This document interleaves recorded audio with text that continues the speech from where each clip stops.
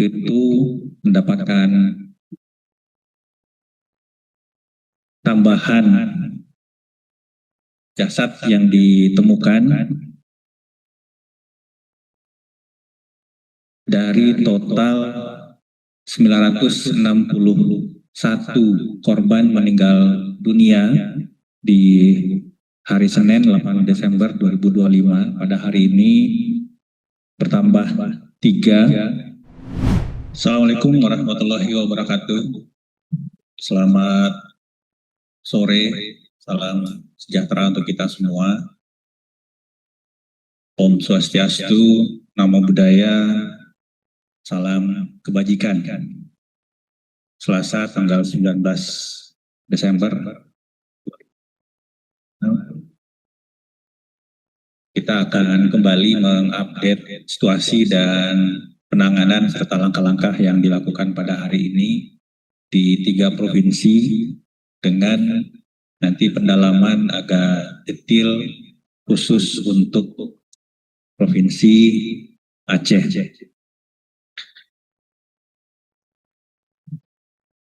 Untuk kondisi umum kami sampaikan bahwa hasil upaya pencarian dan pertolongan hari ini itu mendapatkan tambahan jasad yang ditemukan dari total 961 korban meninggal dunia di hari Senin 8 Desember 2025. Pada hari ini bertambah 3. Jadi data ini terus diupdate, dimutakhirkan dari setiap kabupaten kota di 3 provinsi yang dilakukan operasi pencarian pertolongan dari 293 jiwa. Demikian juga untuk pengungsi, jumlah pengungsi yang kemarin terdata 1.057.482 jiwa. Hari ini terdata di rekapitulasi provinsi menjadi 894.101 jiwa. Nah, kami sudah melakukan cek ke kabupaten kota yang data pengungsinya menurun. Ini kami sampaikan bahwa penurunan jumlah pengungsi di data hari ini itu terjadi di Kabupaten Aceh Utara. Jadi data yang dilaporkan oleh Satgas Daerah yang merupakan tim gabungan dari pemerintah daerah, BPBD, dan juga representasi dari tim nasional itu di Aceh Utara pada tanggal 7 Desember terdata jumlah pengungsi sebanyak 316.634 jiwa. Kemudian besoknya 8 Desember itu berkurang menjadi 299.506 jiwa. Hari ini dari 299.000 berkurang lagi menjadi 166.900, ulangi, 166.920 jiwa. BNPB sendiri bekerjasama dengan BPS dan Kementerian PPA telah menurunkan enumerator untuk mengumpulkan data terpilah di 9 kabupaten kota yang paling banyak jumlah pengungsinya. Kita harapkan enumerator yang sudah mulai bekerja hari ini dalam 3 hari ke depan bisa memberikan data terpilah yang lebih baik. Data-data korban meninggal di 2 kabupaten yang kemudian berkurang.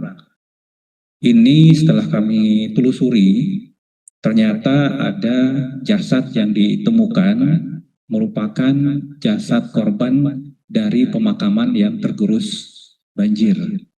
Jadi ada beberapa korban di 3 kabupaten yang setelah diidentifikasi ternyata merupakan korban yang sudah meninggal sebelum terjadinya bencana yang tercatat dikebumikan di kawasan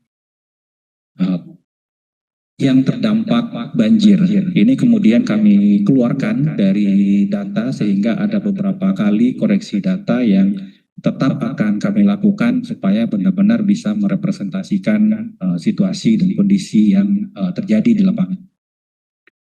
Kemudian untuk distribusi logistik, saya akan masuk per provinsi yang diberangkatkan 3 sorti jalur darat dengan total 14 ton dan 17 sorti udara dengan total 17,5 ton. Jadi di sini kita bisa bandingkan bahwa tonase dari distribusi logistik menggunakan jalur darat ini sangat signifikan karena 3 truk saja itu tonasenya sudah hampir sama dengan 17 sorti distribusi menggunakan jalur udara. Jadi memang untuk daerah-daerah yang sudah tembus jalur darat ini kami optimalkan distribusi logistik dengan menggunakan truk karena tonase yang lebih besar dan tentu saja dimensi-dimensi dari barang yang bisa kami angkut juga bisa bervariasi dan tidak terlalu mempertimbangkan space atau ruang yang ada. Sedangkan untuk 17 sorti udara itu kita optimalkan untuk mengejar langsung titik-titik atau kantong-kantong pengungsi masyarakat yang masih terpisah, yang masih memerlukan dukungan, dan tentu saja ini akan terus kita penuhi berdasarkan informasi dari personil TNI, Polri, aparat desa yang ada di lapangan yang selalu. Kemudian beberapa progres penanganan jalur transportasi atau jembatan di Provinsi Aceh ini yang merupakan jenis jalan provinsi ada dari Aceh Timur ke Kabupaten Gayo Lues, Batas Atim, Pining, dan Blangkejeran.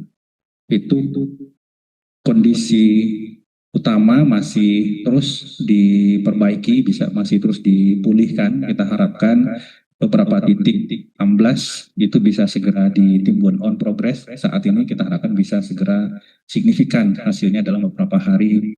Ini itu beberapa jalan provinsi yang sedang ditangani seperti Aceh Utara ke Biren, kemudian Gayo Lues ke Abdia, Pidi Jaya ke Biren, Biren Aceh Utara, Biren Benar Meriah, Pidi Aceh Tengah, dan Aceh Tengah Nagan Raya, serta Gayo Lues Aceh Tenggara. Itu saat ini masih terus dalam masa perbaikan dengan target penyelesaian bervariasi dari tanggal 14 hingga 17, kecuali yang Gayo Lues ke Aceh Tenggara itu target fungsional sekitar tanggal 20-an Desember. Jadi kita harapkan beberapa titik akses darat yang signifikan ini bisa benar-benar selesai dalam minggu ini, dan yang Gayo Lues dan Aceh Tenggara di tanggal 20-an Desember kita harapkan bisa selesai. Ini ada selain permakanan yang dikirimkan via darat dan udara, hal yang signifikan hari ini adalah pengiriman BBM solar 20 drum atau sekitar 4 ton dengan menggunakan pesawat CN TNI AU, dan 10 ton bahan makanan menggunakan Hercules TNI AU sudah tiba di Bandara Rembele. Jadi kemarin yang kita sampaikan 4 hari yang lalu itu ada bahan bakar BBM yang didistribusikan via udara ke Rembele, itu ada 2 kali 1.000 liter, itu sudah sampai, dan hari ini itu BBM solar 20 drum dan didistribusi untuk 2 Kabupaten Benar Meriah dan Aceh Tengah. Kemudian untuk Provinsi Sumatera Utara tanggal 19 Desember per pukul 15.00 sore ini sudah dilakukan 14 sorti udara dengan berat total 7,1 ton. Ini juga target pengiriman langsung ke kantong-kantong atau titik-titik pengungsian masyarakat. Di Sikabau, Pasaman Barat itu saat ini berkembang 18%, kemudian Jembatan Bawah Kubang, Kabupaten Solok, persentase saat ini berkembang hingga 20%, dan Supayang dan Padang Mantuang itu baru dikerjakan hari ini dan kita harapkan dalam beberapa hari ke depan bisa segera digunakan. Untuk logistik yang terdistribusi di Provinsi Sumatera Barat per hari ini berbeda dengan dua provinsi lainnya, Sumatera Utara dan Aceh. Untuk Sumatera Barat ini jalur darat sudah cukup optimal sehingga kami bisa mendistribusikan 17 truk logistik via darat dengan total tonnase 27,7 ton. 4 sorti udara total 3 ton dan 1 sorti via laut 13,4 ton. Jadi secara total untuk Sumatera Barat ini hari ini terdistribusi logistik baik itu makanan dan non permakanan total 44 ton.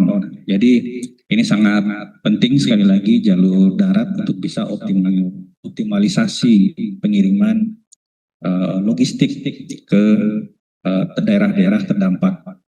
Kemudian terakhir modifikasi cuaca terus kami lakukan.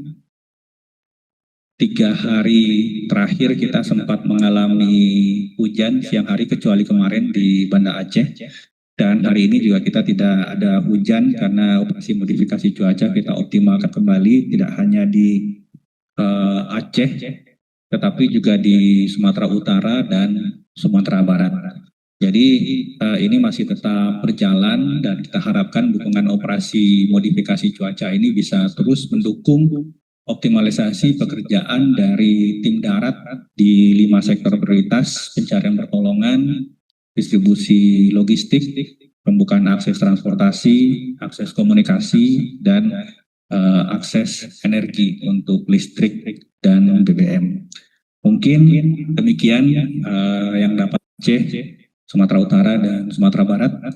Pemerintah tentu saja sebagaimana arahan Bapak Presiden akan terus mengoptimalkan segenap sumber daya dari semua kementerian lembaga yang terlibat hingga saat ini bekerjasama dengan private sector, BUMN, dan pemerintah daerah dengan satu tujuan akselerasi proses tanggap darurat, kemudian menuju rehab rekon agar saudara-saudara kita yang saat ini terdampak bisa segera kita pulihkan hidup dan penghidupannya.